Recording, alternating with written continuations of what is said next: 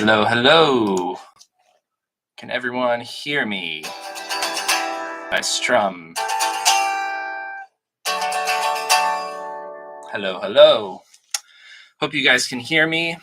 This is my first live stream in quite a while, and I miss talking to my fans and my community. You guys are the best, and let me know if you can hear me in the chat. I hope that you can hear me, and that you can hear the guitar as well. This is Michael Sokil's guitar, as a lot of you are aware, I'm sure. So today I'm going to be answering questions.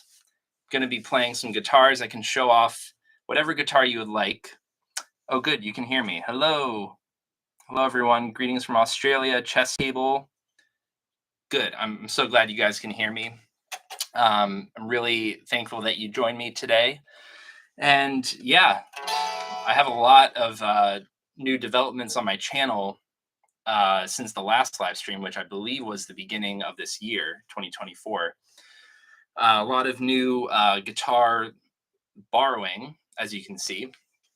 I also started a Patreon lately, and a lot of you guys have joined, and I really appreciate that. I hope that it's helpful to you guys, the content that I'm showing you on Patreon. I hope that it's to your satisfaction, especially if you're paying. Let's see. Hello from Argentina, Dan. Hello, Dan. Hi from Bristol, England, Oliver. Hey, Oliver. Chris Starr, come from a musical family? Actually, not really. I do have some ancestors and distant cousins who are very musical, but my parents had a love of music in general, classic rock, so that definitely helped.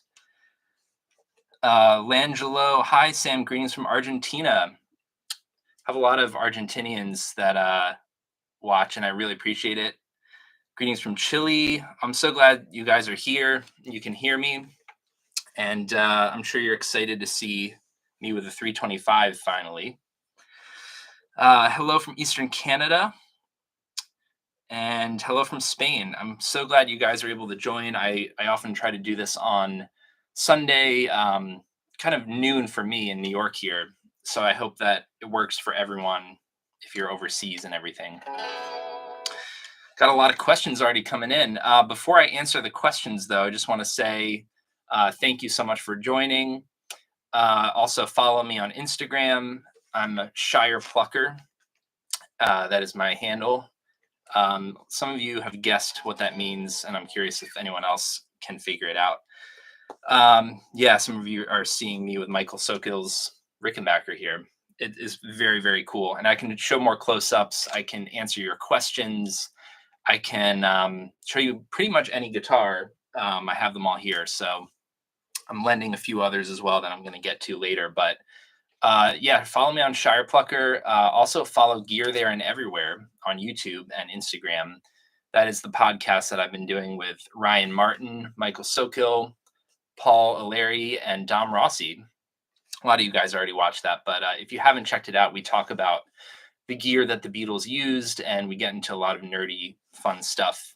And yeah, it's allowed me to meet some really cool people through that podcast, and Michael generously lent me this guitar. So let's get to some questions. Let's see. Greetings from Italy. Thoughts on It's All Too Much?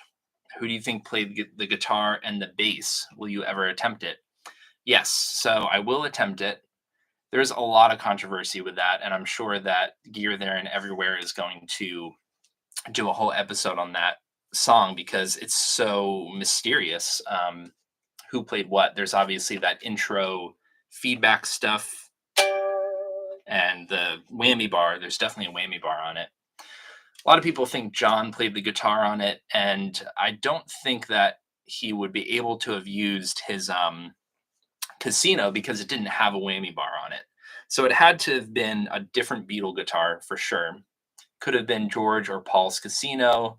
Could have even been the Strat or the SG.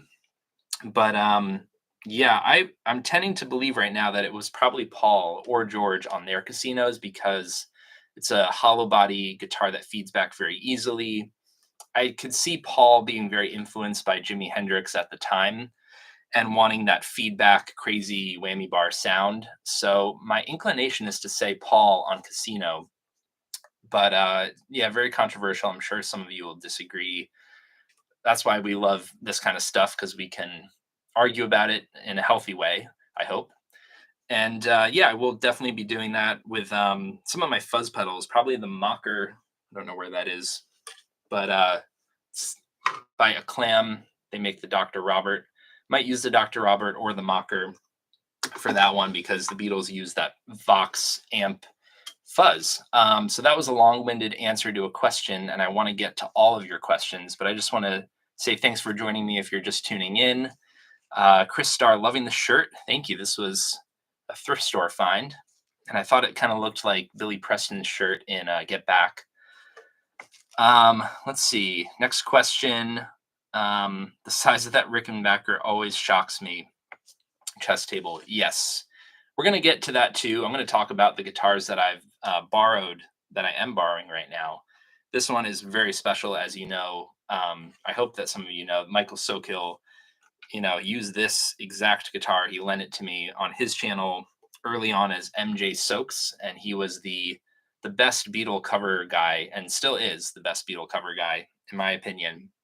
And it's very, very beat up and dirty. And he specifically told me, do not clean this thing.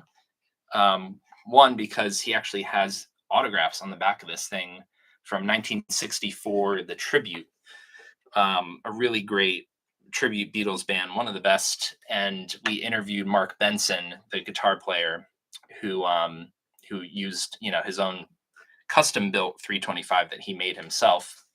So Mark actually autographed this on the back, and we interviewed him on Gear There and Everywhere about John's first Rickenbacker. So this thing is really special. The flat wounds on it, Michael said he hasn't changed them in almost 20 years. It's very grimy, and it's just the coolest thing, and it sounds incredible. There's a lot more covers I'm doing with this, and the Gretsch Country Gentleman, which I have back here, I'll show you in a second. So that wasn't so much of a question. Let's see. What made you like the Beatles in particular? Gosh, everything about the Beatles I love. I saw A Hard Day's Night when I was very little on the big screen, actually, and their sense of humor and the music always appealed to me. I don't know. I love England. I love Monty Python and just everything British, even the food, which is another controversy. But yeah, everything about the Beatles, I could talk all day about them. They're just the greatest band, in my opinion. Let's see. Oliver Truman, do you have a new studio, or is it the same one? This is the same studio I've had for a long time, and filmed all my covers here. So nothing has changed. It just, the layout sometimes changes. There's, some new things happening here. But yeah, all the same. What are your thoughts on Pink Floyd? And if you like them, would you possibly do covers of their songs? I love Pink Floyd, one of my favorite bands of all time. David Gilmour especially I love, and definitely going to do some bass covers, some guitar covers with the Strat. I love Syd Barrett as well, the early Pink Floyd stuff. So on my telly, I definitely will be covering that. What bass would you get next, Hofner or Rickenbacker? Jojo Star. It's a great question. The Rickenbacker 4001 bass is my dream bass, and I really want one. It's just more expensive. So the Hofner, like an HCT, probably is more realistic in my future, but I'm really saving up for a Rickenbacker because it's the one. It's the one I want. Let's see. Hey, Sam Emre. Oh, longtime viewer Emre. Would you like to purchase a Rick 4001 or 4003 MDPA? So that's a great question, because the 4003 is the modern one that they make now. The 4001 they haven't made since the 60s or 70s, but obviously the 4003 can be an emulation of the 4001. At the moment, I'm thinking of getting a custom Harry White luthier made Rickenbacker 4001. He does the exact specs of Paul's one. So it'd be fire glow with the horseshoe cover and toaster pickup and all of that stuff. Harry White also made Dom Rossi's 325 looks just like this, and his 360 12. So that's what I'm thinking of at the moment, going that route instead of the newer Rickenbacker because the specs aren't all there. With there's no toaster pickup, etc. If you guys are just joining, just wanted to say hey, thanks for joining, and to follow all my social media, and you can find my new Patreon. Follow Gear there and everywhere. Just needed to plug for a second. Hey from Argentina. Uh, I live in New York City though. The J160 has G string, plain or wound. Oh gosh. My J160 right now has a wound G, but it's round wound strings. I believe that it's a wound, not a plain G though, because the plane is easier to bend, I believe. So right now I have a custom Ernie Ball round wound set on the J160. What are your best tips for getting that early George sound on a Vox amp while using the Gen? Um, so I've been miking the AC30 with the Neumann condenser right in the middle between the two 12-inch speakers, which is how they did it early on. And it's weird. I don't know if that's the sound every time. It's definitely up to using your ears, getting the settings right on the Vox. I would say if you have a modern Vox, it has the master volume. So mess around with the volume knob that's not the master volume, because that one determines how much crunch you get. A lot of the early Beatles stuff is a little bit on the edge of crunching. It's very clean usually, but yeah, just mess around with that and the EQ. Um, you're gonna get that sound. Maybe mess around with flat wounds or round wounds on the Gen, but it's kind of all there once you actually have one. What do you want to do? I want to hold your hand with Jacob's 330 to sub for the 425. I've thought about that because right now I have Michael's 325. Jacob K, shout out to Jacob, has lent me his Rickenbacker. It's actually a 1997 is the model name, not the year that it was made. And confusingly, it was made in 1996. But the model Rickenbacker is a 1997 Rose Morris.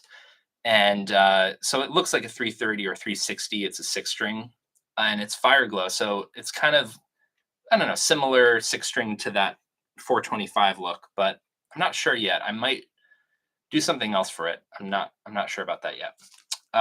Let's see. Do you ever think you'll do some full band covers of the Beach Boys? Would love to see I Get Around.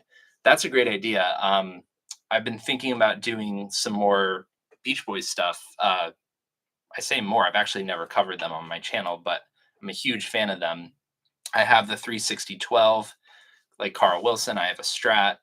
I don't have a Jaguar guitar, which Carl Wilson used a lot, but the bass six could kind of cover the Dan Electro six string bass sounds. So I could substitute that and definitely do some full band covers. I Get Around is a great one that I definitely might do soon.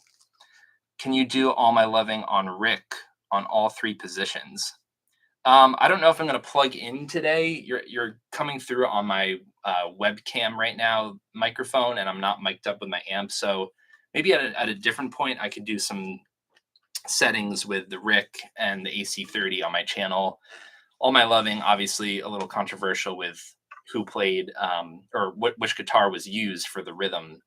So, are you going to do any more covers with the Rickenbacker? Oh yeah, I just started really. I mean, this thing is on so much. At least John's two Rickenbacker 325s. This is the early one that was only used on the first two albums, but I'm starting to do more Hard Day's Night and later, later mid Beatle covers with this as well. So I'm trying to get as much done as possible with this guitar and the Gent. Hey, Sam, great to see you. David Montes. David is an incredible drummer. He's really the best Beatle drummer on YouTube. So, hey, David, go check him out.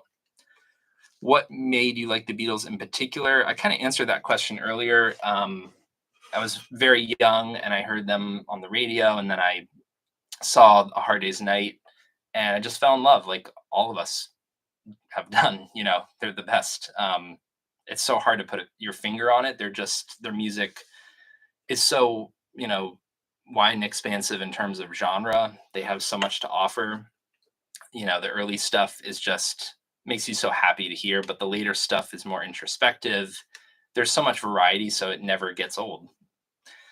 Let's see. What are good alternatives for a Strymon Deco? Oop, I lost that question. Um, so the Strymon Deco has a few features. The tape flanging, and then the short delay sounds, and then the crunch. It kind of can do everything: chorusing, phasing, delay. If you're looking for that double tracked flangey sound, there's a Keeley pedal called the Double Tracker. It can't do everything the Strymon does, but you can at least get that kind of slapback tone. I think Mr. Black Pedals also makes a tape flanger. Cattle and Bread makes a tape flanger. So look at those ones. Let's see. Do you consider to do more solo Beatles covers in the future? Beware of Darkness. Yes. So I actually got. I'm going to show you guys that 1 second. I got a new guitar this year, and it had been a while since I bought a new guitar.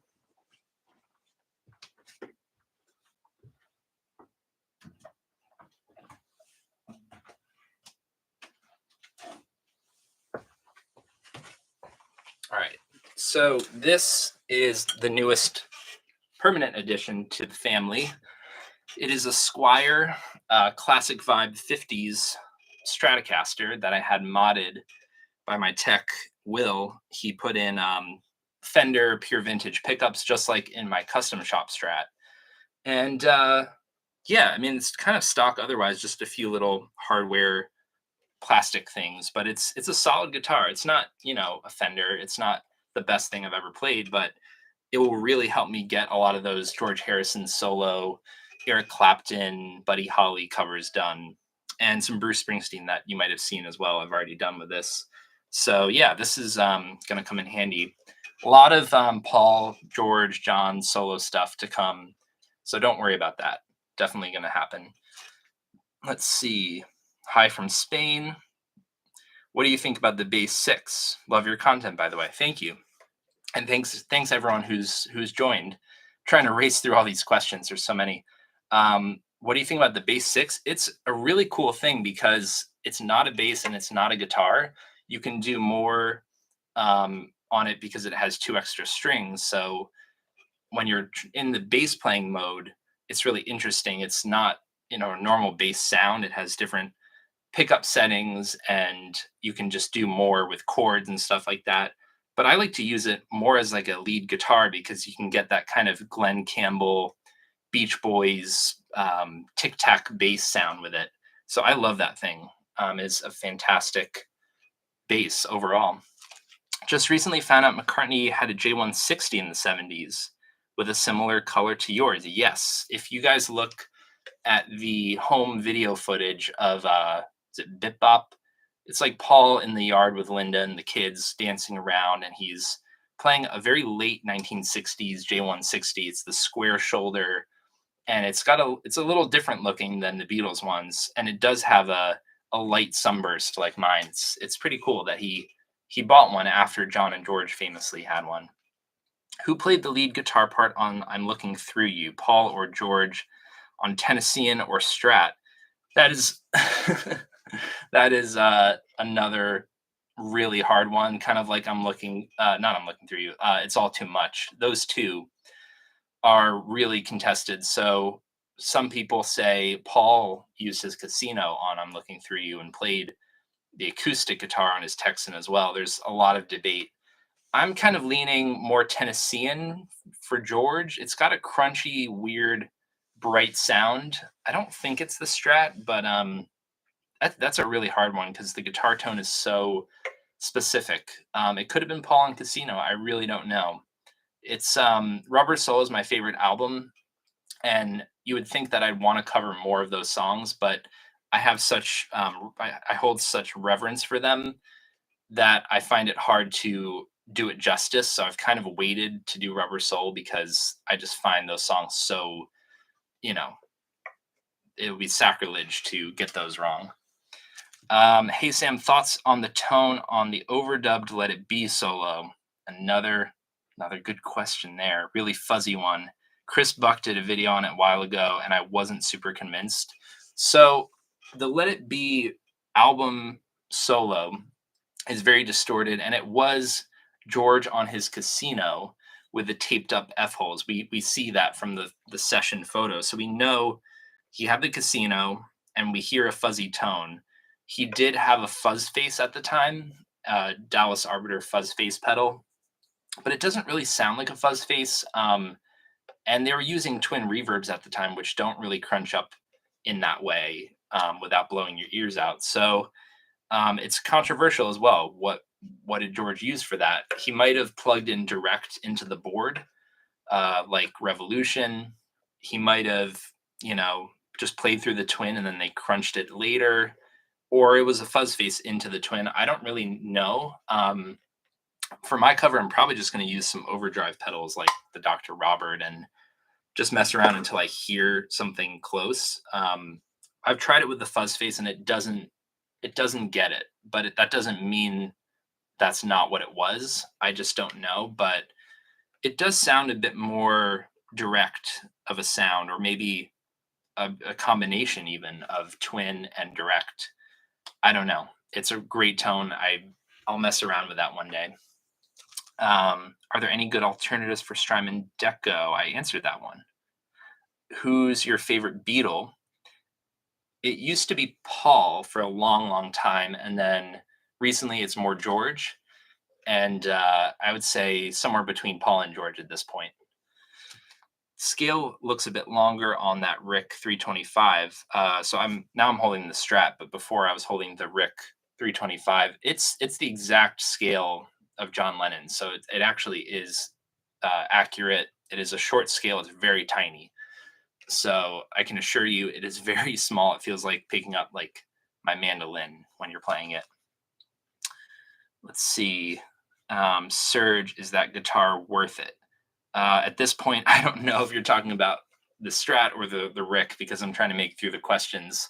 If you're talking about the 325, yes, it's worth it, although they're very expensive these days. Was this Squire worth it? Absolutely. Squires are getting really good. Epiphone as well. So if you want Beatle guitars, but you can only afford the cheaper alternative, I would say go for it. They're getting better and better. Shine On You Crazy Diamond cover with Michael would be the best cover ever. I don't know if Michael's a fan of Pink Floyd, but that is such a great song, and I'll definitely cover it with or without him. Let's see. You have a wonderful talent, Sam. Thanks for sharing. Miss Caitlin, thank you so much. That really means a lot. And you guys have been really complimentary, and just, I love that we've kind of created a little community here, that it's not just me in my bedroom, you know, putting up covers, which would be fun, but you've made it into something bigger. So I really wanted to thank all you guys for joining me today and watching my videos and subscribing. It really does mean a lot. Have you ever watched Mike Pacelli's Beatle lessons? I think he's pretty good. Yes, Mike Pacelli is like considered one of the best Beatle lessons guys. I would say that he sometimes will get a few things wrong with like the gear or certain playing things, because I think he's more focused on presenting the lessons to you in a really good way that helps people learn. What I do is not as educational in that specific way, because I'm just kind of presenting you the songs. I'm just playing it. I'm not instructing you. So people like Mike are really important, who are able to break it down slowly. I don't have the patience to do that, although I'm going to work on some tutorials at some point soon. Hi, Sam. What is your favorite non-slide George solo? I love Dig a Pony. I love Something. God, there's so many George solos that I really like. Till There Was You, I think, is a great solo. Just the ones that are really beautifully crafted, like note for note. He was intentional with every note choice. Something is obviously very much like that. So yeah, George was amazing. And the slide solos are also a whole nother world. So go George. Let's see, I'm losing the questions. I just want to thank you guys again for joining. What strings do you use on your casino? So I use Ernie Ball slinkies, 10 to 46 on pretty much all my guitars, unless it's like an acoustic or a 12 string. Have them on here as well. I don't know. They're kind of just like run of the mill strings, but I prefer them to D'Addario. I just like the light gauge feel. Maybe I'm just used to it from a young age, the Ernie Ball thing, but you do have to change the strings a little more often, which I neglect. But yeah, I love the way they feel. If anyone is going to attempt Stuck Inside a Cloud, I trust you to do it justice. Well, thank you. That means a lot. Yeah, that I'm gonna do like every George solo song that I can attempt, because I have all the guitars for it, strats and everything, and I've learned to play slides. So George is my hero. Let's just do it. Let's do all the covers. Because of how frantic the Beatles recording schedule was, I wouldn't imagine the mic placement was very consistent in the early years. That's a good point. I was kind of mentioning that the Neumanns were often in the middle of the AC30s, but you see pictures where they're all over the place. Generally, they didn't keep them too close to the amp early on. They kind of kept them very at a far distance. But I mean, if you're attempting to do it yourself, I would just say mess with your settings, listen with your ears. Don't just stick a mic where you think it's going to sound good and then just leave it there, um, unless you've already experimented and know that's going to work. So just use your ears. If it sounds better 40 feet away, then do it. Let's see. Hey, Sam, are you a Kinks fan? Would you ever cover any of that stuff? Those guitar parts are really unexplored. I'm a big Kinks fan. Yeah. I don't have all the right guitars, but Dave Davies did use a Casino. So I'm definitely going to do some Kinks stuff. And Telly as well. He used a Telly, Ray's Telly, actually. So yeah, definitely going to do a lot of like 67, 68 stuff. Dear Prudence, when? Dear Prudence, I can definitely do soon.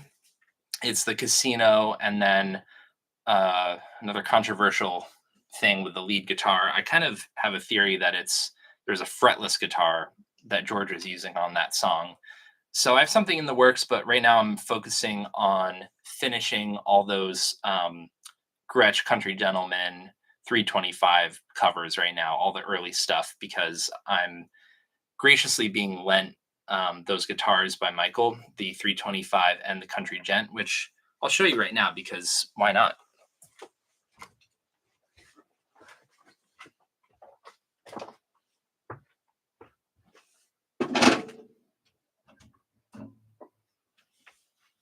Oh, yeah. All right. So I showed you the 325 before. This is Michael's beautiful 2016 Country Gent that he's lending me graciously. And it is a really beautiful, kind of spanking brand new guitar.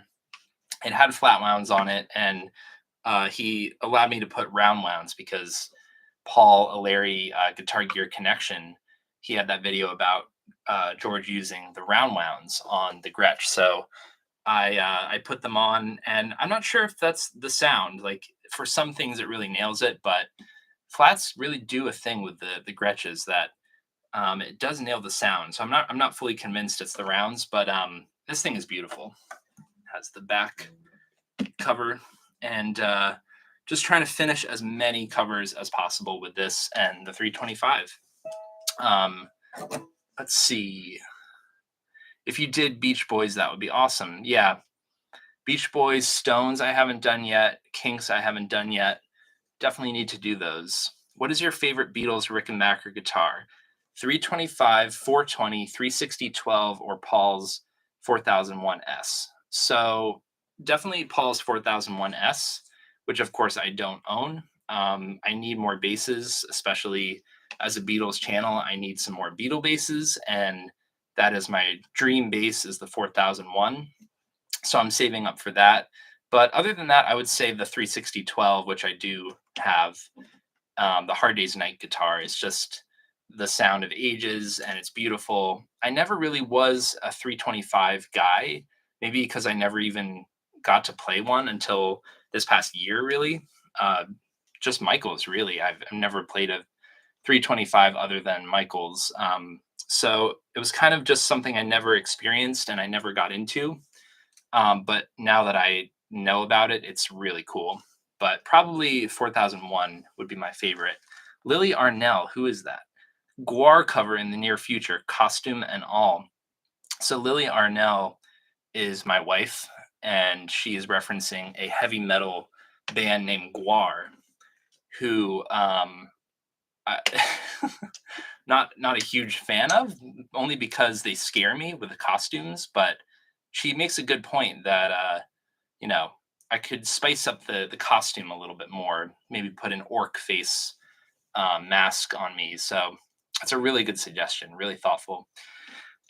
Jacob K. I thought this was America, Randy Marsh. Hey, Jacob K. So Jacob is actually lending me a guitar. So Michael is lending me the 325 and the Gent. I'm going to put this away now and show you the other guitar I'm being lent. You guys are so nice to me. I got to do so many shout outs. All right. This one's very, very exciting to me because it is not a Beatle guitar, but it is a Who guitar. And Pete Townsend is my favorite guitarist. So Jacob K, big shout out to Jacob K, who has his own channel that you guys should go check out. And me and David Montis and Grant and all those guys have been on Jacob K's channel. Jacob K very, very graciously is lending me his Rickenbacker 1997. So this is the Rose Morris one I was talking about. It's a 6-string, very lightweight, and it's not a Beatle guitar, but the Zombies, the Animals, the Who, the Hollies, I believe, they all, not the Hollies, I'm sorry, Moody Blues, they all used a Rose Morris Rickenbacker 6-string like this. So it was very, very nice of Jacob K to lend this to me, and I promise I will give it back to him. But until then, I'm going to really enjoy this. I'm not going to beat it up like Pete Townsend beat up his Rickenbackers, but I'm gonna rock on it. A full band, She Knows Me Too Well, would be amazing. I've always loved that arrangement. Is that a Kink song? I can't remember who sings that one. For you to get the tone of the late 60s Beatles like Abbey Road and Let It Be, a fuzz distortion pedal and a tremolo pedal with a Fender clean amp, would that get close to the tone, or do you have a better set? So for Abbey Road and Let It Be, I would definitely say the clean Fender amp thing is very important. I have right here the Fender Pro Reverb from 1974. You can find those silver face Fender vintage amps even, and some modern reissues for pretty cheap. People don't really want the heavier Fender amps like the Twin these days, and everyone's going for a Champ or a Princeton. So if you want the Beatles sound and you want a Fender Twin from the late 60s, early 70s, they're pretty affordable right now. And I would say that's a big part of the tone. It has the tremolo and reverb in it. So all you would need is a good fuzz face pedal and you're good to go. Maybe a Leslie pedal as well, like the Strymon Lex that I have. And that's literally all you need. Not that that's nothing to save up for, but who is your favorite member of the Beatles? Thank you for asking. I've already answered that one. So it was Paul. Now it's more George. So Porge, I would say. Michael Sokill is here, everybody. Nice 325. Treat her well. So yeah, Michael's lending me that 325. I will definitely treat her well. We'll see if I ever give it back to Michael because that thing is really nice. And I don't feel like giving it back at the moment. I think your My Sweet Lord cover is so next level. Would you do more full covers from All Things Must Pass? Thank you for saying that. Yes, I'm going to do a lot of All Things Must Pass, especially now that I have the Sunburst Strat. And it's just a perfect album. There's no reason not to cover it. As I said, though, right now I'm borrowing these certain specific guitars, so I'm going to finish and focus on songs from the era that they would be used on. And then I probably, once I return these guitars, which who knows? I will start to focus more on later Beatles again and George stuff. Love the Abbey Road medley cover. Probably watched it 25 times by now. Why do people think John played the fuzz guitar and You Never Give Me Your Money? So, yeah, I released the Abbey Road medley this past summer because you guys helped me reach 20,000 subscribers, which was incredible. So, thank you for that. And so, go check out, I called it the long one, as the Beatles called the medley. And yeah, I just kind of mashed up all the different covers that I had done and then had to record a few new ones. But You Never Give Me Your Money, I had as George on the Les Paul doing the fuzz solo, and then John on rhythm casino strumming, which I believe is the lineup. I don't believe John played the fuzz solo. I think there was some confusion about the backing track and who was on it. And that's why people thought John played the fuzz solo. Also, it's just very parts of it are rudimentary. That kind of stuff is very John, but then later on, there's some stuff that George is doing that I just don't think John would have come up with. Like, I don't know, just kind of hammer on stuff like that. It is definitely George, in my opinion, but somehow that got spread around that it was John. Either way, yeah, go check out my medley cover, and I'm actually getting close to 25,000 subscribers now. So I really wanted to thank you guys for getting me here. I never thought I would have this many subscribers and this many people joining on a live stream. So I really appreciate you joining me today. Let's see. Someone is asking again about the Strymon Deco, and I've already answered that one a few times. So maybe when this is done, you could go back and check out my answer from the beginning. So many questions. Thanks, guys, for joining me from all around the world. Was that George doing the solo on Hear Me Lord Take 5? Yes. It was George on some sort of Stratocaster. If you haven't checked out on the All Things Must Pass box set, Take 5 of Hear Me Lord, it's at the very end. George is doing a really cool Strat solo. And it's unusual that you get to hear George kind of jamming out in that way. Are you going to do more early Beatles covers? Yes. So, as I said, I'm borrowing the 325 and the Gent. And right now, all my focus is on finishing songs that use those guitars because I don't get to borrow them very often. I don't own those guitars. So, thank you again, Michael Sokil, for lending me the Gent and 325. Have you ever considered covering any of Ringo's solo material? The 1973 Ringo album has some very great songs on it. Yeah, I think that's one of the best 70s Beatles solo albums, actually, from Ringo. George is on it, John is on it, and Paul is on it. So definitely going to cover some Strat stuff from George, like I'm the Greatest, for sure. I have just seen your episode of You're Gonna Lose That Girl. So he's talking about the Gear There and Everywhere episode, our podcast on YouTube. We just released You're Gonna Lose That Girl, a deep dive. And when Michael thinks that the Gent did the solo, it's unlikely to be the Gent, as George had stopped using it after A Hard Day's Night. Yes, George is not seen using the Country Gentleman in the studio after A Hard Day's Night. However, live in 1965, there are some shows where he's still using it. So I wouldn't rule it out. I think it's possible, but it probably was a Strat. Are you into XTC? David Gregory is one of my favorite Rick aficionados and a great player. I haven't listened to much XTC, but I know about Dave Gregory through that pedal show. He has a huge Rickenbacker collection, and he was one of the big 1980s Rickenbacker jangle rock guitarists. So I definitely need to get into them. Let's see. Did George play the Tennessean or J160 on No Reply?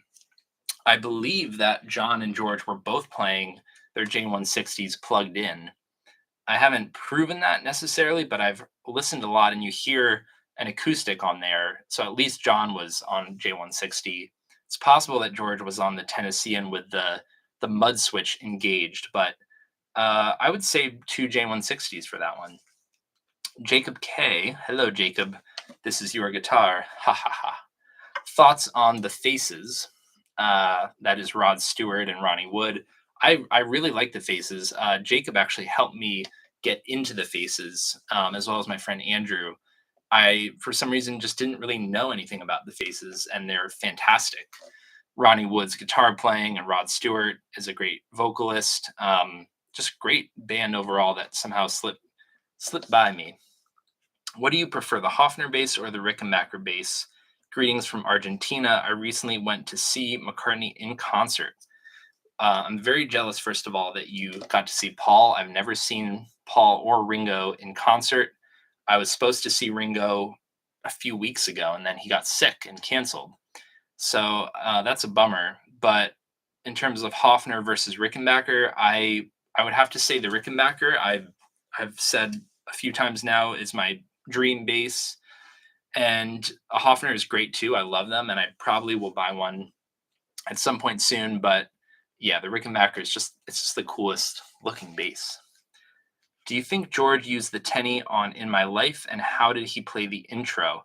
It's a really good question. I actually think that both John and George played the strats on it because in outtakes from Rubber Soul, before they start that song, you hear John say something like, "Oh, these fenders are so heavy." He could just be talking about himself on the strat, but I believe that it was probably George on the neck pickup with the tone rolled down a bit. How he played it, I've always played it like this, because I think this way you get the best of both guitars. So I'm letting the A string, the low A string, ring out as I'm doing that. But it's possible George just played it up here. In the live 1974 tour, when George is actually covering that song, he plays it up here. So I don't know. It's another Rubber Soul song that I love so much that I don't want to mess up, and so I haven't covered it yet because it's just so cool. Hello from Italy. I love your guitar covers. Thank you so much. Thank you guys for joining. If it's not your preferred time zone, especially, I really appreciate you coming along and joining. If there's any guitars you want to see, let me know. I will go get it if it's convenient for me. And yeah, happy to answer any questions you guys have. Dan says, I put 13 gauge flat wounds on my 325 C58, and believe me, that's how you get the exact Lennon sound. Yeah, so I believe Michael's 325 also has 13 gauge flat wounds on it, but I can't be sure. I didn't put them on. And I don't even know if Michael knows at this point what the exact strings are on that guitar, but it really is the sound. Like the first time I plugged in that 325, it was so effortless. You have to get used to the scale length, obviously, but just the sound of that thing is immediate. I've been doing some covers on it, and I don't even need to EQ or compress anything afterwards. It's just all there. I literally don't have to touch anything, which is so unusual. Most guitar covers I do, I really tweak to make sure it sounds like the record. But that guitar, it's the first time I've just been like, there it is. More people are saying they love to see Beach Boys stuff. Yeah, I said that before. I definitely am going to do Beach Boys. I love all the Beach Boys stuff, really, but especially early into early 60s, I should say, into the early 70s, just that whole era. So many great songs. So definitely look out for that soon. Isn't it a pity George didn't discover, I see what you did there, his affinity for slide until after the Beatles broke up? Yeah, I think that was part of it though. He wanted to do something different, and he was playing with these other musicians, and I think George wanted to do more than just be a Beatle. So I think it was cathartic for him to take up a new instrument like the sitar and change things up. But yeah, it would have been cool to hear more slide from George in the Beatles. Are you ever going to do a Queen cover, or have you done one yet? So no, I haven't done a Queen cover yet, but I just have to say they are one of my favorite bands of all time, rivaling the Beatles even, I should say. I don't have a Red Special Brian May guitar, but I have a P bass, and I'm definitely going to do some John Deacon bass covers with that very soon. I could do Crazy Little Thing on the telly though, so maybe I'll do that soon. Is a cover of Learning How to Love You on the way. Talk about cool Harrison solos without slide. I kind of forget what song that is. Is that a George Harrison song? Somehow I missed that one. But definitely look out for some more George covers. Just wanted to say thanks you guys for joining. If you're just joining, I have to do my stupid plugs and just go follow Shire Plucker on Instagram, Gear There and Everywhere on YouTube. And I just started a Patreon if you guys want to look for some tabs of my covers. There's just a few up right now, but I'm working on getting a lot more up. You can also become a free member on my Patreon if you don't want to pay, and you get a few little things here and there. But yeah, go check out all my stuff. Will you do more songs with the SG? Yeah, so I have an SG special, which is more like a Pete Townsend, late 60s SG. It's not the George Harrison one, but I still have done Beatle covers with the SG. As I said, I'm working on early Beatles covers only right now because of being lent the Gent and the 325. But once I'm done with those, Revolver, White Album, all that stuff, especially Sgt. Pepper, I haven't done enough of. So that will all come very soon. Derek Benson, thanks, Derek, for joining. Bob Dylan fan. Absolutely. I love Bob Dylan, especially 60s, of course, and 70s.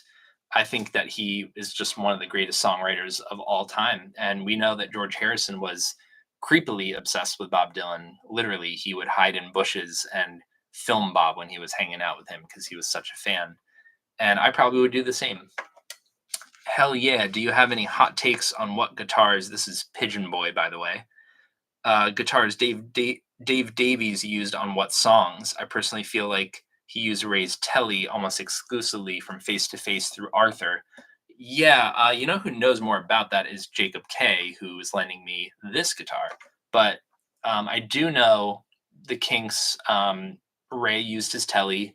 I know that Dave used a Casino around 65, 66, and also a Guild Starfire from 64 to 65. And then, yeah, Dave started to borrow Ray's Telly for what is it called? Village Green Preservation Society, which is my favorite Kinks album. So yeah, a lot of guitars that Dave used. I'm not an expert on it, but I would say that whole album is mostly Telly, and Casino on the one before that. Arthur, I don't know. He might have had a Les Paul at that point, like a Black Beauty. The Rubber Soul and Rooftop Jackets in the chair. Haha. This is not a Beatle jacket. It's just my jacket, but this is the Rubber Soul one. And I have like a little leather jacket. I always just have clothes lying around because I want to spice it up with my covers. Can you recommend an amplifier for the J160? I mean, you probably want a Vox AC30 if you want to get the early sounds, or an AC15. But I will say that the Fender Deluxe, like I have right here, they use that on the White Album with the J160. So you can get that sound really regardless, because that sound of the neck pickup with that acoustic guitar is so specific. I would just say don't get like a distorted, like Marshall type amplifier. It probably won't sound very good. Something clean and bright for sure. What are your favorite Beach Boys songs? A lot of Beach Boys fans. I'm really liking that. So my favorite Beach Boys songs are "The Surfer Moon" from Surfer Girl, that album. I love that song. I love a lot of "Smile," like Vegetables and Surfs Up. I love "Girl, Don't Tell Me" from Summer Days, Summer Nights, I believe. There's so many. Little Bird is another favorite of mine.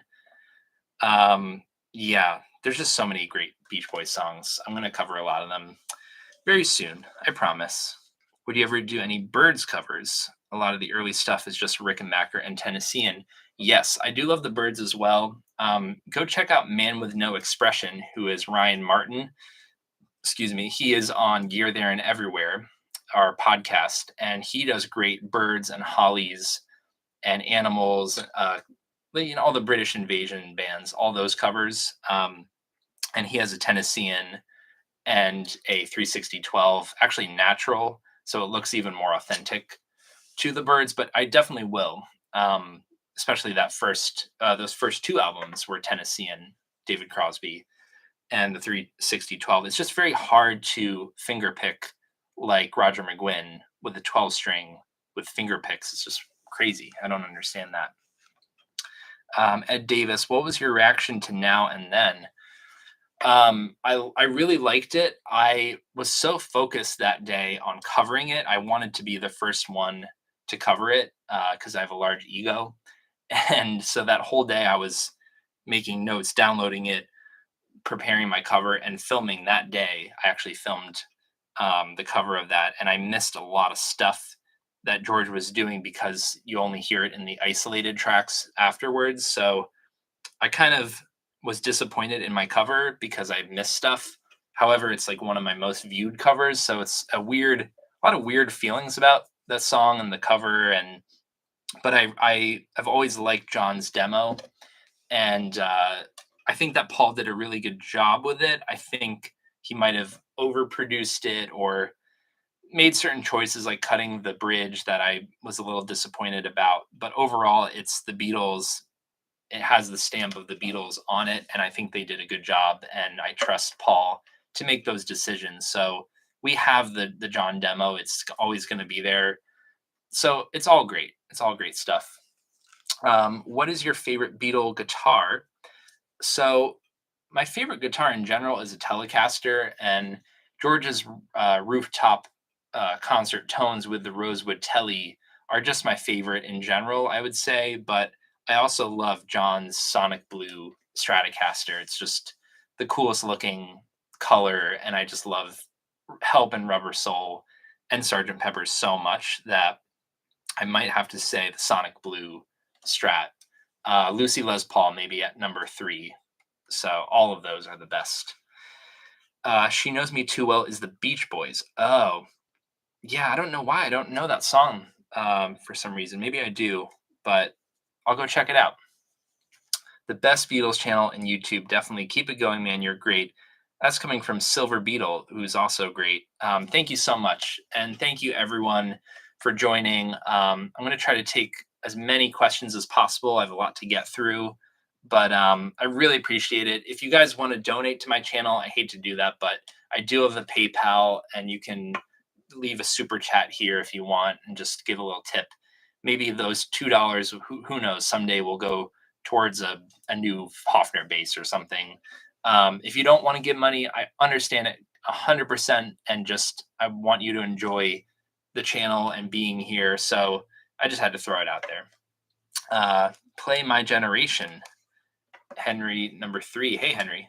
A little out of tune there. Very out of tune.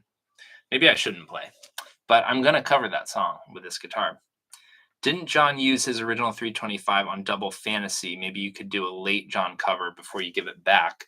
That's a very hotly debated question that we've asked a bunch of people that on Gear There and Everywhere, because we've interviewed some people who either knew Jack Douglas, who produced John then, or just people who have studied it. Some people say he used the 325 with the Bigsby on Walking on Thin Ice, the last song he ever recorded on the night he passed away. He was murdered, I should say. I don't know if he used it. There's a lot of debate. He could have used a Strat, or couldn't have been that Sardonyx guitar, the weird shaped black one, because it didn't have a whammy bar. So I don't know. I'd like to believe it's the 325 because that would just be so fitting that the night he died, he used his old first real guitar. What's the hardest Beatles song to play? It's always the one I'm working on at the moment.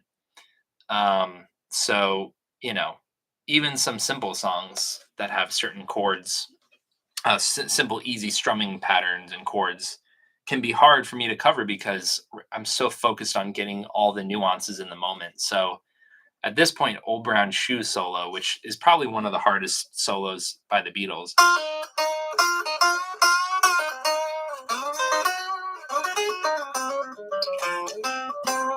It's really hard, but I've done it so many times now and already did the cover that I'm like, yeah, old news. It's always what I'm working on right now. That's so difficult because I'm in the process of learning it and trying to nail the tones and everything. So, um, but yeah, that was kind of a stupid answer. It's probably Old Brown Shoe or the something solo, getting the nuances of the vibrato, stuff like that. It's so crazy hard to really nail it. Any thoughts on the guitar debate if it's all too much? Um, so I mentioned that in the beginning of the video, so go check out the beginning of this live stream, but I think it's Paul on Casino.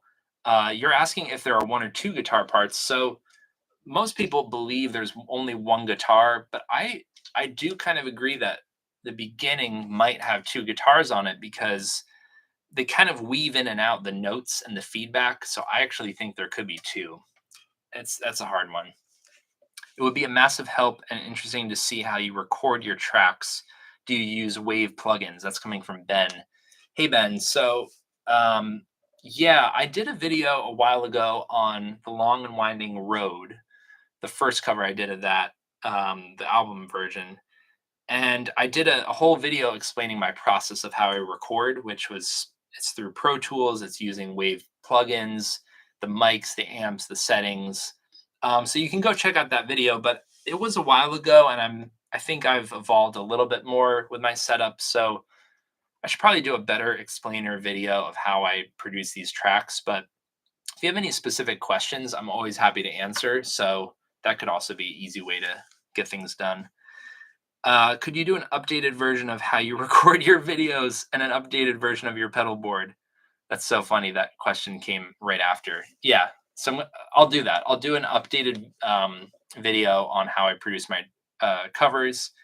Pedal board tour. Yeah, things have evolved with my pedal board as well. Uh, Meaning I have more pedals than the last time I showed it off. So yeah, maybe the amps and pedal boards. I'll do a quick video again. I know a comment I know I comment it a lot, but money would be phenomenal to hear from you because you have such a rare and great feel for Beatles guitars. Thank you. I think you mean money. That's what I want. I'm assuming. I'm gonna definitely do that because it's one of those with the Beatles songs. I'm kind of close to finishing with the Beatles, all the songs on it. I have a few more to do, but I'm working on that one. Do more Cream covers. That would be amazing. Yes, I did. I Feel Free with my buddy Andrew on drums. Go check out Andrew Weiss and Friends, who are the band from Long Island, New York that I perform with most regularly. And we're in the process of a new album that I recorded a lot of cool guitar stuff on. And Andrew just writes the most amazing 60s, 70s rock style songs and uses like a real vintage Tennessean like me. And I think you guys would just love it. So go check out Andrew Weiss and Friends. Do you have electric guitar strings on your J160? Yes, I did answer that too. I have Ernie Ball round wound rock and roll, kind of a custom set, but it's all that material. So Ernie Ball electric strings on the J160. How should I mic my AC15 for Beatle covers? It depends what mic you have and what you're doing. I would say most importantly, more than the mic placement is getting your levels set not only on the amp but the interface. You don't want it distorted on your interface, so make sure you know how to set your levels right. But I would say for mic placement, I like to keep it, on my AC30 often in between the two speakers, like they did a little trick there. But if you only have one speaker on the AC15, I would put it towards the edge of the speaker. So maybe like 3 inches from the end of the amp. You don't want to put a mic in the center of the speaker because it's going to be really muddy sounding. What's the strange guitar on the guitar rack? I think you might mean one of these. So Right now, my studio is a mess, and I have some interesting guitars you guys probably have never seen before, belonging to my wife. So this is really cool. It's a Gretsch Corvette. It's electromatic. It's a reissue. It's cheap, but it's a really cool guitar. They did make these in the '60s, and I've never done a cover with it. It needs a little bit of TLC, but it's a really cool, real Gretsch guitar. So that's the Gretsch Corvette. And then I also have this, which has never been featured on the channel either. It's an Epiphone Sheridan, black. It looks like BB King's 335 a bit. And it's also not mine. It belongs to my wife's brother. And it's a really great guitar, actually. I might use it for some 335 stuff. Tell me what you guys think. I mean, it's pretty cool, and I've modded it a little bit to look a little bit more like a vintage Gibson. It came with a weird tortoise pickguard before, so kind of wanted it to look like a Keith Richards Black Beauty 335 kind of thing. Great guitar though. It's a cheaper Epiphone, but it's great. So I want to keep answering your questions. I just want to thank you again for joining me. And if you want me to play something too, I'm just blabbing, trying to get through all the questions. And let's see. I played a 12-string Rickenbacker and played 8 days a week on it. Have you done 8 days a week yet? Yeah, it was one of my first Beatle covers, actually. I did it on the Tennessean and the 12. So go check that out. I did it with the J45 Gibson, not the J160, which I didn't own yet. So maybe I might do some revamped covers with the J160 now that I have it. So we'll see. Ben Bryant, latest Gear There and Everywhere was so good. Thank you, Ben. I appreciate you guys not only following me, but I want you to follow, if you will, Gear There and Everywhere on YouTube. Check out our Gear Beatle related content and follow all those guys too. Michael Sokil, Ryan Martin, Dom Rossi, and Guitar Gear Connection, because we're all buddies and we all make cool content. So make sure you check us out. Where did you buy your Gibson J160? Through a friend, actually, last year, a collector who owns a lot of cool guitars. And yeah, I was really grateful that he could help me out with that. It's 1966 J160. And yeah, go follow Asbury Park Vintage Guitars. His name is Peter. He's a buddy of mine. So that guitar belonged to him, and he helped me out with that one. So I appreciate it. It's an amazing guitar. You should get a Rocky Strat soon. Haha. And that's coming from Rocky2877. Yes, I do have a Sonic Blue Strat, but I don't have a Rocky specific guitar. I don't know if I'll ever get one. I mean, I'd like to, but I already have the Sunburst Maple Strat now as well. So I think for now, I've always preferred Sonic Blue, the Beatle look, the earlier Beatle look. So, hey, it's Andrew Weiss joined. Do you have any beef with Chad and Jeremy? I haven't seen you cover any of their songs. Well, I mean, Nickelback, I'm just waiting for the world to be ready for the Nickelback covers, because I know that's what you guys all want. Thanks, Andrew Weiss, for joining us. I just mentioned him. He's my bandmate. Go check out his band, Andrew Weiss and Friends. His new album just came out, The World's Smallest Violin. So thank you for joining, Andrew. Can you put Brian? Yeah, so we're working on getting Gear There and Everywhere up on the podcast platforms. We've just been lazy about it, but we definitely will be doing that soon. Rocky, again, isn't the audio on Beatles Rock Band before the song starts? I'm not sure what song you're referring to. I forget. Let me know. Your cover of Martha, My Dear is the only one that paid attention to what Harrison actually played. Thank you. That's from Raphael. I was happy with that one. My piano playing was okay on it. I probably could do the cover better at this point, but I was able to get some of those nuances of what George was playing with the hammer-ons. Very Clapton-esque, Jimi Hendrix-esque stuff that he was doing, which you don't really hear on the record. It's very buried. So I was pleased with that one. It's one of my favorite Beatles songs of all time. Any chance you recommend an amplifier for my J160? I think I just answered that one already. Go backwards a few minutes and you'll see I did answer that one. What's the size comparison like with the 1997 and the 36012? I'm not gonna bob. I'll do it. Hold on one second. I'll do it. It's right here. It's basically the same thing. So this is really cool, actually. These two guitars were made in the 90s. They were made. So this is my 36012. It's from 1999, and it's a V series, and it has scatter wound replacement pickups in it that I did. This is Jacob K's 1997 model is the name of the 1997 model, but it's made in 1996. So they're made 3 years apart. Mine's a bit newer, and this one is a 1996 year, 1997 model is the name of the model of the guitar. It's very confusing. But they look kind of similar, very similar body shapes. Obviously, this one has the bound body, but they're very similar guitars. Just one 6-string, one is 12. One has the F holes in it. So Jacobs has the F hole, which makes it a Rose Morris British export. This is the George Harrison spec, closer to George spec, with the triangle inlays versus the dot inlays. But very cool guitars. It's cool to be holding them together. I don't have a 6-string Rick, so it's really nice that Jacob is lending me the 6-string Rick and Michael is lending me the 325.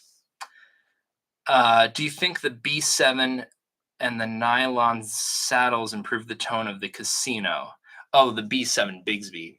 So I put a Bigsby on my Casino since my last live stream, and I also put nylon saddles on at the same time. So I don't know exactly the tonal difference, what each thing is doing, but I will say that tonally it is a bit different. The nylon saddles make it a little more warmer.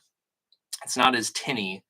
And the Bigsby added weight, obviously, it does change things, but it's really hard to say tonally what is happening now, but I really enjoy it. I'm going to do more covers with the Casino once I'm done the early stuff. Any tips on George Harrison's Les Paul tone? I would say the amp is the most important thing. If you're using a Marshall-y kind of crunchy, distorted amp, or maybe a solid state kind of cheaper thing, it's not going to sound like George. So I would say get a clean Fender, like one of these three, really, actually. A larger Fender clean amp, because that's the tone. And if you want it more distorted, George was using a pedal anyway. So get an overdrive pedal or a fuzz pedal. But the amp clean tone is the most important aspect of that. Would you ever purchase a Beatles signature guitar despite the price? Rocky Rosewood. I do want a Rosewood Telly. I have a Blackguard maple looking Telly, which is my favorite guitar, but I love Rosewood Tellys, so I probably would buy one. They're so expensive though. The George Harrison signature ones are like $3,000 or something. So we'll have to see what happens with that. But it's probably, yeah, I'll probably get a Rosewood Telly. Rocky, I don't know about. I just talked about that, how Sonic Blue is my favorite look. I just got a Squire 50s Strat. I don't know if I'm going to get a third Strat, but you never know. Best cheap amp to sound like the Beatles. I would say the Vox AC10 or AC15. You can't go wrong with one of those. I'd say the AC15 is a bit better at it. And I don't know if that's cheap to you because it is like $500 at least. But I do think that spending a bit more on the amp, like a tube amp, instead of getting, I don't know, like a solid state modeler type of amp, which can be great. But I would just say, in my opinion, investing in a nice tube amp really goes a long way, because then any guitar that you put into it is going to sound great. Whereas a cheaper amp that's not tube, in my opinion, it's really specific and it's hard to dial in the tones. And pedals don't really do well with solid state amps like that. So, just my opinion. When's the next Doors cover coming? Um, so I did Love Her Madly with a Guild 12 string. I love the Doors though, and I have the Gibson SG Special, which is like what Robbie used on the first two albums. So I'm probably going to do some early Doors covers with some buddies of mine in the next few months, I would say. Um, yeah, expect a really popular Doors cover soon. How do all of these songs do you learn them by ear or do you search tabs? It's coming from Matt Studio. So I learn by ear. I don't really read music. I can read tabs, but I found that tabs don't always nail the Beatles songs to a T. And because I have a better ear, I'm able to pick apart the nuances of George and John's playing through listening more than through tabs. So I don't have access to tabs. At least I don't use them. I use my ear, and therefore I don't have tabs usually to offer you guys. However, I'm working on it right now, and on Patreon, I have up about 3 to 4 Beatle tabs, as well as some George and John solo tabs, solo years. So if you guys want to join Patreon, there's going to be for the lower tier members, there's going to be one new free tab a month that you will access. I'll put one new one up a month. And then if you're a higher tiered member of Patreon, you get access to all the tabs that I'm posting. And right now I only have maybe 4 or 5, but there's going to be more and more coming in. Really popular songs too, like "Don't Let Me Down," "Something" are coming your way. Right now, I have "And I Love Her" is up. If you're a higher tier member, so if you want to join Patreon, you can access those tabs. But no, I learn by ear. I just find it easier for me. So I'm presenting it to you guys as I hear it. Michael Haggard, hi Sam, hi Michael, how you doing? Let's see. Bob Dylan's Love and Theft album from the 90s is great too. Yeah, that's another good one. Later Dylan can be really good. Hey Sam, what's your favorite album of all time? Wow. Beatle album would be Rubber Soul. It's definitely in my top 3. The other 2 albums that come to mind are Tommy by The Who and Born to Run by Bruce Springsteen. I would say those 3 always are consistent. Um, it's hard to choose out of all of those 3 which would be the favorite, but I love Bruce, so maybe Born to Run. I also love 5 Leaves Left by Nick Drake is a favorite. I love, gosh, there's so many. Led Zeppelin 3. Um, God, there's so many. Odyssey and Oracle. Who's Next? London Calling. There's so many albums that I love. Sergeant Pepper, of course. So those are some of my favorites, I would say. Are you going to do any of the solo works? Because I would love to see you do Heart of the Country by Paul McCartney. I have done a bunch of solo Beatle years covers, like George Harrison solo, especially, and a few Paul McCartney. I did Uncle Albert from Ram and a few John Lennon solo stuff. So definitely going to do more soon. I have a Rickenbacker C58. Do I need to alter anything with the pickups? I'm really not the expert on the 325 because I'm borrowing one from Michael. I will say I noticed that Michael's middle pickup is disengaged entirely, as per the rumors that John disengaged his middle pickup on the C58. I don't know if it's true. I don't really know much about those things except that they are toaster pickups and like these on the Rickenbacker. So I would say if you're not happy with the sound or you want to upgrade the scatter wound, which is in here as well, the newer Rickenbacker, they're about $300 for a pair, I believe. Maybe for three of them for the C58, it'll be a bit more, but those are worthwhile upgrades, I will say. On my, oops, where is it? Just trying to show this guitar. I did the same thing on the 36012 of mine. and it was very worth it. I have a video up of me comparing the 1990s pickups versus the new scatter wounds, so you can hear that. Have you ever played a Kalamazoo era casino? I think that must mean the 60s era Epiphone. Yes, I've played a 1966 casino and a 67 Gibson 330. They're incredible guitars. I really like my USA made newer one, and I would say that they're pretty equal for the most part. But there's something about those older guitars, the way the necks were shaped, that is just so perfect, and the sound is incredible. So yeah, the vintage ones are really good. Let's see. Do you ever try to get Matty Boo on Gear There and Everywhere? We are actively trying. No one has ever seen Matty Boo. We don't even know if he really exists. I'm just kidding. He comments a lot and watches us, so we're in talks, but it's hard to get a hold of him. But we would love that. Hey Sam, what's your favorite Beatles song? Mine is "I Me Mine." That's a great one. I think my favorite Beatles song is "When I'm 64."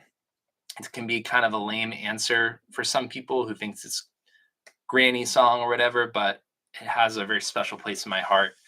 I just love Paul's like Martha My Dear, Lovely Rita, all those kind of, I don't know. I like the granny songs. So it's my favorite. I've always thought that some of the rooftop tones with the telly, especially 909, sound like a cocked wah. Especially since you see a wah on the rooftop. So actually, that was not a wah on the rooftop. I don't believe. I think it was the volume pedal. Yeah, George had a Vox volume pedal, and I believe that's what you see on the rooftop. But I don't know if that was even engaged. It's hard to tell, but I would not say that he used a cocked wah. The rooftop tone is a whole topic. Maybe I'll even cover in a video soon because no one knows how those twin reverbs were crunching so much, and it is a very middly sound. So no, I wouldn't say it's a wah, but I understand why you would think that. Favorite Beatles song? I just answered that one. If you did Blackbird, would you do it the real way, the way Paul plays it in interviews? Yeah, I would. It's so hard with Paul's right hand technique. Michael Soko's nailed it. So I really have to pay attention. It's a song I of course know how to play, but to nail Paul's intricacies are very difficult. Do you think my generation is in D standard or regular standard? Oh, that's a great question. Yeah, it's in the key of G, so he could be just going, but it would kind of make sense if he was doing the A shape. Sounds more like that. I don't think they were down tuned, but that's really interesting. Before I cover it, I'll have to look into that. This is a really good question. What song are you working on right now? So I'm not sure if I should reveal it. I have a few covers coming out already in the next week or so that are not Beatles songs because I'm borrowing this and I'm doing a few other things. But the next Beatles song is from 1964 and it wasn't on any album. So I'll just leave you with that little tidbit. Would you do a girl guitar cover? Yes. That shouldn't be too hard, although I don't have a Hootenanny 12 string. I've always used this guitar, which is a small bodied, similar Gibson B12 25 this is from 1967. So yeah, I mean, I could do that. I've been in talks with Perry Stanley, who owns a real Hootenanny. So maybe it's worth waiting to cover that until I can see Perry. But yeah, either way, very doable. Play Revolution 9. I always get that one. That's that one never gets old. Let's see. I've gotten some super chats from Toaster Boy. $5 tip. Have a great day. Thank you so much. It really does mean a lot when you guys contribute to my channel. And if there's ever covers you want to hear, just let me know. And I really do appreciate you helping in any way you can, whether that's Patreon, super chat, If you guys want to, I'm also a guitar teacher and I offer free guitar lessons. Not free. I offer guitar lessons for pay. I don't know why I said free. That would be cool. Um, so if you guys ever are interested in taking guitar lessons through Zoom with me, yes, hit me up on Instagram. They're not free. It was a slip, Freudian slip. But yeah, hit me up if you want guitar lessons one on one with me. Hey Sam, love all your covers. Just want to know if you had any plans of covering Words of Love. The Tennessean would sound so good. Yes. So Words of Love was probably the Tennessean and the 325, and I have those two guitars right now. So definitely going to try to do some Beatles for Sale stuff, Hard Day's Night era stuff with those guitars for sure. Isaiah, hey Sam. Isaiah is a good friend. Always nice when he joins. Let's see. I love your videos, and I always play along with my guitar. I'm getting a casino for my birthday that's coming up. Keep up the good work. That's really nice. That was Rico. Really nice of you to say, and congratulations on the casino and happy birthday. That's really awesome. Great guitar. How do you like the neck on that Rickenbacker you're holding? So this is Jacob K's 1997 Rickenbacker. It's got a pretty thick neck, actually. It's interesting. It's comfortable. It's not a bad thing, but I was surprised. It's a very lightweight guitar, a very like thick neck. Don't know how else to describe it, but it just plays great. I love this thing. I wish that I could keep it forever. Sorry, Jacob. Hey there, Sam. How's it going? Did you ever think of covering the band, the Birds, or Fleetwood Mac?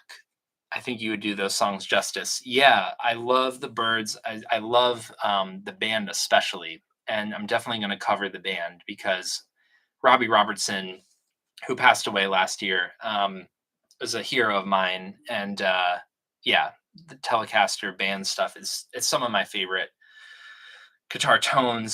The songs were just amazing. So I'm definitely going to cover the band especially. I was watching Duodet's Oz Day in the Life Paul versus John video. He's been making some moves lately and making some outstanding covers. Yeah, so if you guys don't know Duodet, it's a play on words of Duojet, and he's a really nice kid I've talked to from Mexico, and he makes incredible covers. He's beating me to the punch a lot because he is fast with covers. He's accurate, and his camera looks perfect. So I'm not saying that as a competitive thing in a bad way. I actually think he's stepping up everyone's game, and he's a young kid doing it better than anyone else out there. So go check out Duodet. He's great. Learning How to Love You is the last track on George's 33 and a third. Oh, of course. I forgot about that. It's kind of a slow R&B number. It's not one of my favorites, to be honest, from 33 and a third. But that album is one of my favorites of all time. Yeah, so definitely some George covers I'll have to do, and Beach Boys, as you guys said. Catching up with the questions here. Play the Better Call Saul theme through your phone casino. I don't want to take out the casino right now, but I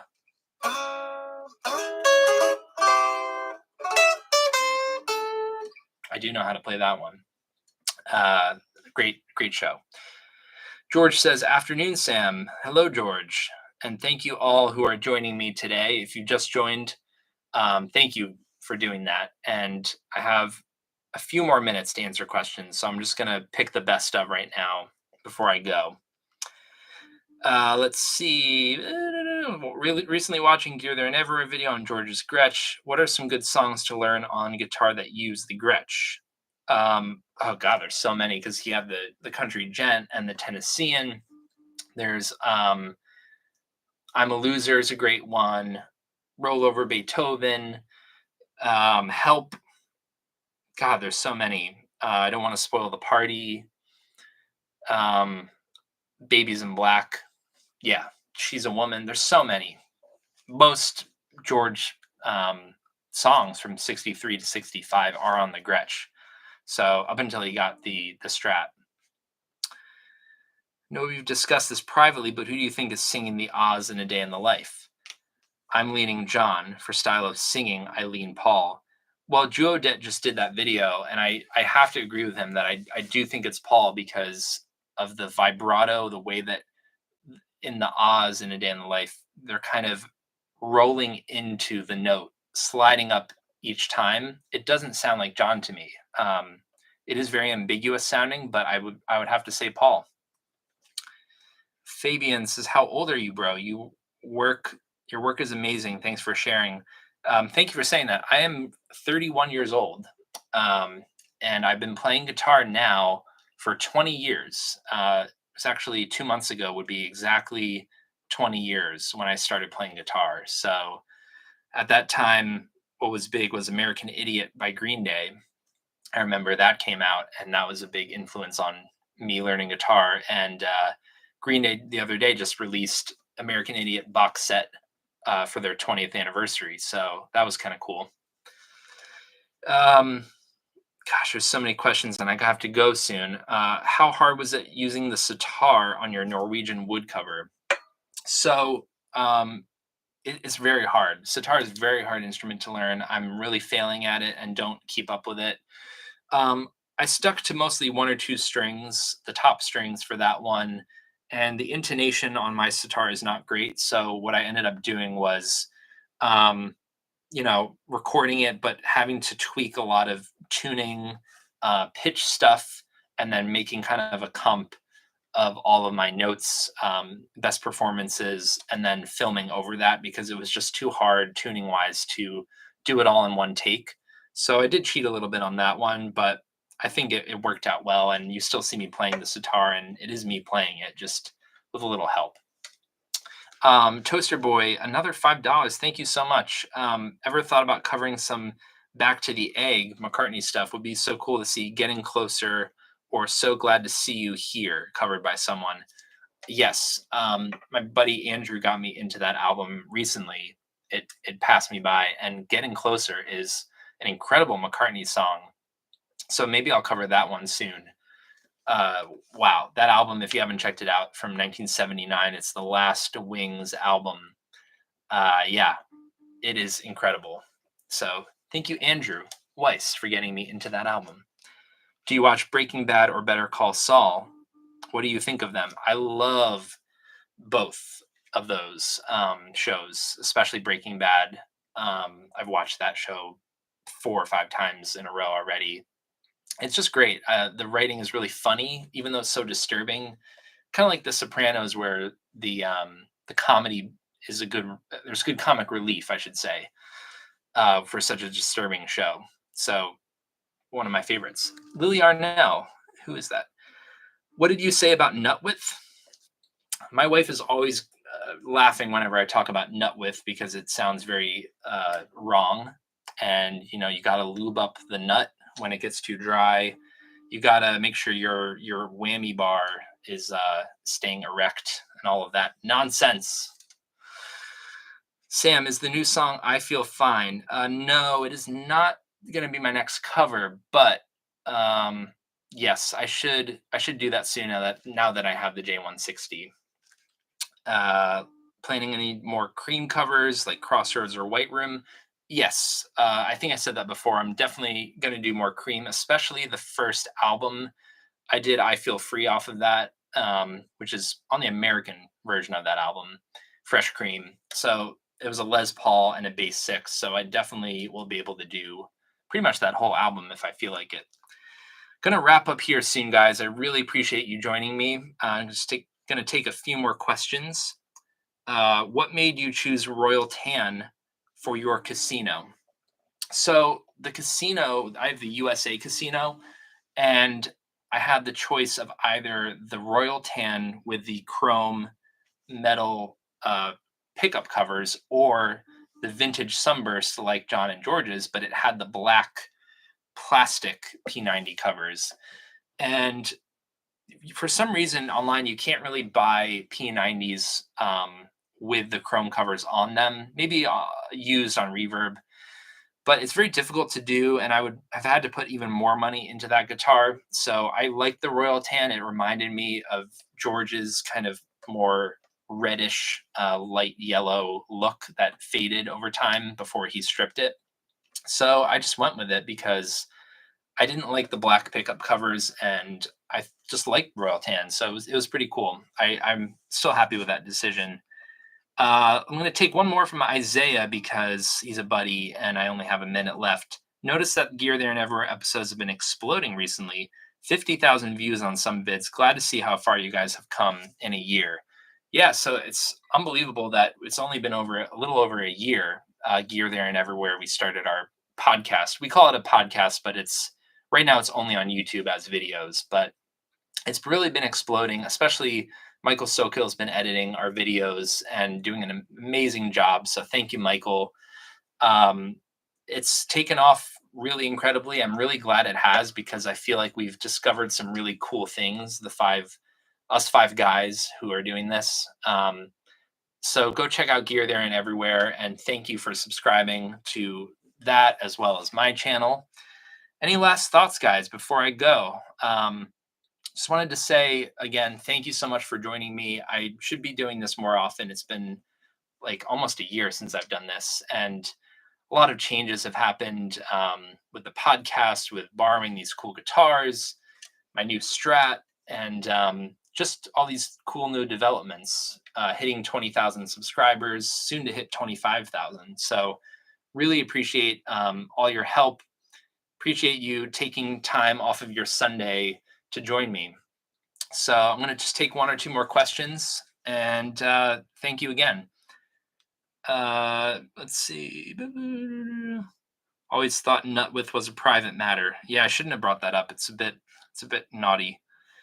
Would you ever do Buddy Holly stuff, or just unplug songs, or just his release stuff pre-posthumous? Well, his stuff wasn't unplugged necessarily before he died. He had a lot of electric songs, but there were a few that he did on acoustic guitar right before he died as demos that were later made into real songs, similar to Now and Then and Free as a Bird. Now that I have that Sunburst Strat, I'm definitely going to be doing a lot of Buddy Holly covers, and I have a J45, so definitely look out for those. I love Buddy. Wish I was here for the start of the stream, George. Yeah, I appreciate you joining at all, and you can always go back. This will be up on YouTube. You can catch this at any time once it goes up and published after this. So thanks again for joining me. Sam, do you like Revolver? Have you ever done a video of Paperback Writer? I love Revolver. I do prefer Rubber Soul, which I know some people are huge on Revolver, which I am, but Rubber Soul was always my favorite. Paperback Writer has John on a Gretsch 6120, and I don't have that guitar. I do have some Gretches, but I don't want to do it yet because I really want a 6120. It's the guitar that Pete Townsend used after this and the SG, actually. This guitar, then it was a few other Strats and things, his SG Special, and then Joe Walsh of the Eagles gave him a 6120. So that's another dream guitar of mine, of course. I want to wait till I buy that, and then I'll do some more Revolver stuff, some more Who stuff. Someone actually just asked, what do you think of the Eagles? I hate to be a downer. I just don't really like the Eagles, the band. I I like the football team who I'm about to watch right now. The game is starting right now, so I'm gonna go. Eagles are a good band, but it's just not really my kind of thing. Let's see. Besame Mucho cover? Yeah, definitely. Jerry and the Pacemakers, how do you do it with the Tenny? Yes, I want to do some more Jerry. I like it, but that's it. I should do more. All right, guys, I really appreciate you taking the time. I really appreciate you leaving comments and super chats, for subscribing to Gear There and Everywhere. And if you want to follow me on social media, go to Shire Plucker on Instagram. I am also 3 Savile Row, where I post Let It Be and Get Back content. And you can find me on Facebook at Sam Popkin. And go check out Jacob K. who's lending me this. Go check out Michael Sokill, who's lending me those other guitars. Go check out Andrew Weiss and Friends, this little band from Huntington, New York, who I sometimes will occasionally throw a guitar lick onto a song or two, and I join him live a lot. So if you're ever in the New York area, please go check out Andrew Weiss and Friends and his new album, The World's Smallest Violin. Had to do that shout out. So thank you guys so much for joining. Really appreciate it. I'm going to do this again soon. Leave a comment once this video goes live. Tell me what songs you want to hear on these cool guitars. And yeah, is your mandolin around in the background? Does Andrew really play violin? My mandolin is somewhere way in the back. And Andrew, I don't know. Do you play violin? He just released an album called The World's Smallest Violin. You would think that he would play the instrument that his album title is. All right, guys. Thank you so much for joining me, and I hope you have a great Sunday. Thank you so much. Bye.